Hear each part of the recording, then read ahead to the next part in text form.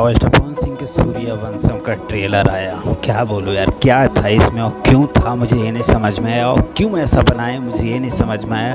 इसका डायरेक्टर के बारे में बात करना चाहता हूँ। इतना बेहतरीन फिल्म बनाते, फैमिली फिल्म बनाते, कॉमेडी इतना ज़बरदस्त डाल सकते थे लेकिन नहीं हो पाया। एक्शन हाँ कुछ है, जो डायरेक्ट पवन सिंह एक्शन मारते हैं, मतलब कि जो गुड़ाठी मारते, क्या उसको बोलते हैं, टांगा जो मारते हैं डायरेक्ट, वो बहुत देखने में बेहतरीन लगता है। एक गाना है आस्था सिंह के और पावर स्टार पवन सिंह के साथ में, वो गाना मुझे बेहतरीन लगा। लेकिन ट्रेलर के बारे में बात करूँ तो मुझे कहीं से भी ये दो चीज़ के अलावा मुझे इस ट्रेलर में ना और कुछ खास नहीं लगा।